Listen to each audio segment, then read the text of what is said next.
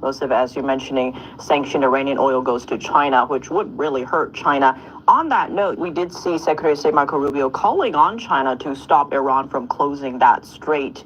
How likely is China to do that, and is it easy to close that strait? Well, it's actually harder to close than you might think. And we have some experience here in the early 80s when the Iranians and the Iraqis were fighting. And the Americans had to get together and lead an escort program to get ships up and down the Persian Gulf through the straits.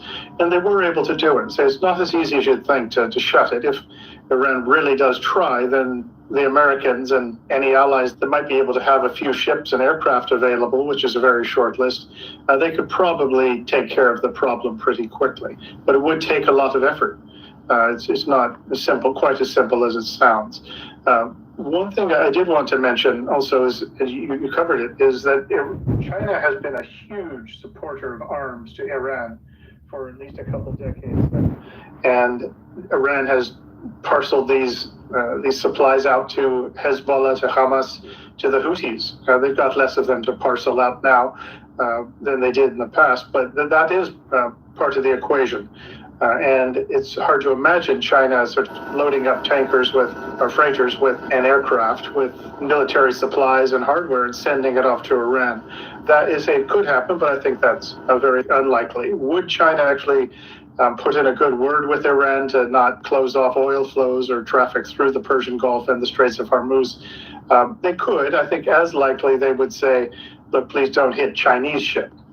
On that note of Taiwan, in terms of Operation Midnight Hammer, a bunch of decoys were sent out, and 2 B-2 bombers were actually sent to Guam as part of a misdirection. But was that also a message to China in terms of Taiwan? I think it was.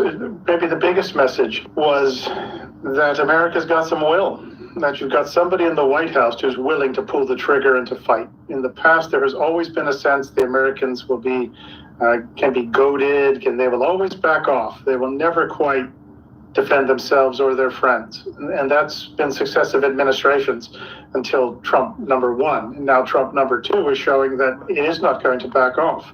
And that is something that forces the Chinese and the Russians to adjust their calculations.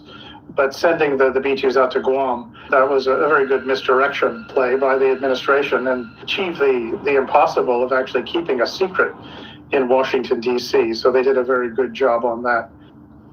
Now, in terms of this Operation Midnight Hammer, will the success, if you will, of this make China rethink its Taiwan invasion plans? I think it will. It just has to, almost by definition.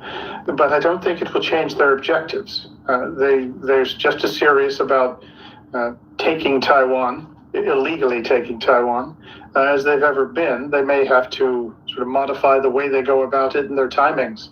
But as I say, their basic objective has not changed. What they're going to see is just how serious the Americans are. Do they have the staying power, the political, economic, military, to handle multiple problems and to get involved in a fight over Taiwan? But it is going to, give them some pause. Well, Grant Newsham, as always, thank you so much for joining us. Well, thank you for having me. Always appreciate it. The Trump administration is halting new clinical trials that expose Americans' DNA data to hostile states like China. On Wednesday, the Food and Drug Administration announced an immediate review of the Biden-era program allowing this practice. Here's more.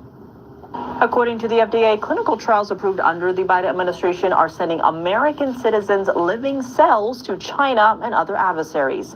These trials are now paused for a full-scale review. The agency fears hostile states could misuse the data to threaten U.S. public safety.